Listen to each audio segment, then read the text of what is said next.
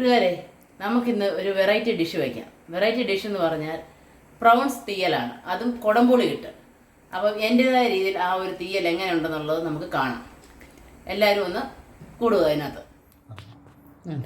ഈ തല ഞൊട്ടുമ്പോൾ തന്നെ വരും ഇതിൻ്റെ കൂടെ ഈ കറുത്ത സാധനം കണ്ടോ. ഇതിൻ്റെ തലയുടെ കൂടെ ഈ പോരും. ഈ കറുത്ത സാധനം വരുന്ന കഴിക്കും. നൂല് പോലൊരു സാധനമാണ്. അത് എടുത്ത് കളയണം, കഴിക്കും. ചില തല ഞൊട്ടുന്നതിൻ്റെ കൂടെ ഇങ്ങനെ പോരും. നമ്മൾ പ്രോൺസിൻ്റെ തോടെല്ലാം കളഞ്ഞ് നല്ലപോലെ വൃത്തിയാക്കി കഴുകി വേറൊരു പാത്രത്തിലേക്ക് നമ്മൾ ഇടുക.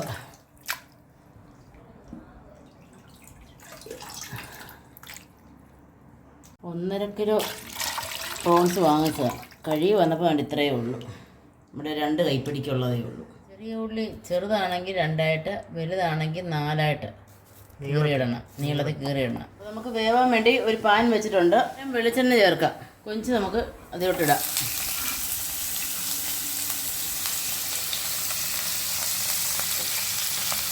വേവാൻ പരുവത്തിനുള്ള വെള്ളം വയ്ക്കാം. പരുവത്തിനുള്ള ഉപ്പ്, മഞ്ഞൾപ്പൊടി ഇത്രയും ചേർത്ത് വേവാൻ വയ്ക്കാം. നമുക്ക് കറിവേപ്പില ഇടണം. കറിവേപ്പില കഴുകി വൃത്തിയാക്കിയ പുളി നമുക്കിതിനകത്ത് ചേർക്കാം. വേണ്ട തേങ്ങ വറുത്തെടുക്കാം.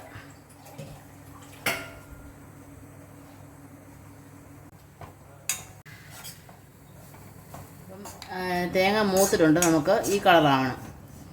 ഇനി ഇതിനകത്തേക്ക് ഒരു ശകലം മല്ലിപ്പൊടി, ശകലം മതി, ആവശ്യത്തിനുണ്ട്.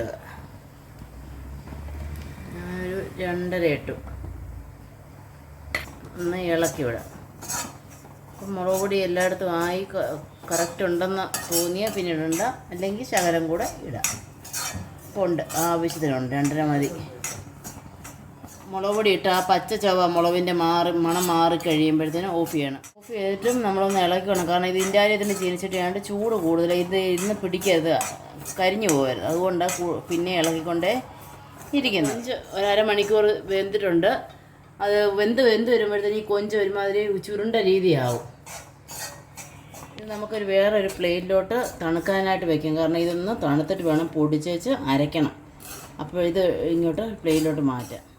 നമുക്ക് ആ തേങ്ങ മാറ്റിയതിനകത്തോട്ട് കുറച്ച് വെളിച്ചെണ്ണ, തേങ്ങ എന്തായാലും വറുത്ത് തണുക്കാനായിട്ട് വെച്ചിട്ടുണ്ട്. ഇച്ചിരി വെളിച്ചെണ്ണ ഒഴിച്ച് ഇതിന് വേണ്ട ഉള്ളിയും പച്ചമുളകും നമുക്കൊന്ന് വഴറ്റാം. ഉള്ളിയും പച്ചമുളകും ഞാൻ അരിഞ്ഞെല്ലാം സെറ്റാക്കി വെച്ചിട്ടുണ്ട്. നമുക്ക് ഇതിനകത്തോട്ടിട്ട് വഴറ്റാം.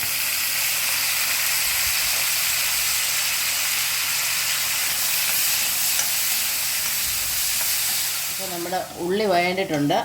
ഇത്രയും വേണ്ടാൽ മതി. ബാക്കി നമുക്ക് ആ കൊഞ്ചിനകത്തോട്ട് വാരിയിട്ട് അതിൻ്റെ കൂട്ട് ഇനി വേവിക്കാം. ചൂട് കൂടുതലായിട്ട് എടുത്ത് പൊക്കി ഒഴിക്കാൻ വയ്യ, കൈ നിൽക്കത്തില്ല.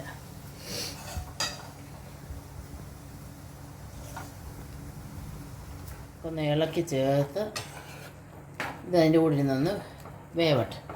ഉപ്പും പുളിയെല്ലാം അതിൻ്റെ ഇടയ്ക്ക് നോക്കിയിട്ടുണ്ട്, അതെല്ലാം കറക്റ്റാണ്.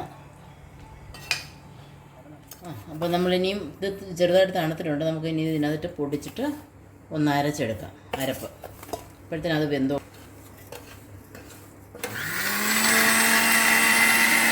ഇനിയും ബാക്കി നമുക്ക് ഇച്ചിരി വെള്ളം ചേർത്ത് അരച്ചെടുക്കാം. കുഴമ്പ് രൂപത്തിലായിട്ട് ഇച്ചിരി നല്ലപോലെ അരയാം. എന്തോ നോക്കാം. ഉള്ളിയെല്ലാം ഒന്ന് വെന്തിട്ടുണ്ട് ഇതിനകത്ത് കിടന്ന്. ഇനി നമുക്ക് മസാല ഇതിനകത്തോട്ട് ചേർക്കാം. മസാല ഒഴിച്ച് അധികം വേവണ്ട, ഒന്ന് ചൂടായാൽ മതി. ഈ മസാല അങ്ങോട്ട് ഒഴിക്കാം.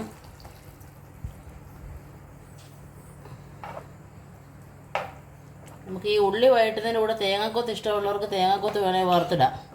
ഞാനത് ഇട്ടില്ലെന്നേ ഉള്ളൂ, കാരണം ഇത്രയും തേങ്ങയൊക്കെ ഉപയോഗിക്കുന്നതുകൊണ്ട്. ജാറിലിരുന്നത് ബാക്കിയുടെ കഴുകി ഞാൻ എൻ്റെ വെള്ളം ചേർക്കുക പരുവത്തിന്. ഒത്തിരി വെള്ളമായി പോകരുത് തീയെല്ലാം.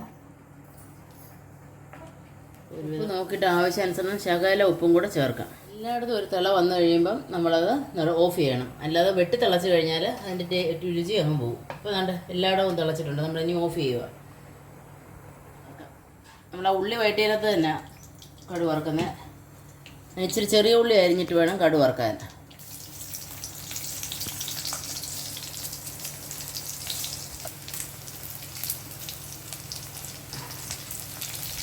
കുറച്ചങ്ങോട്ട് ഇടുക.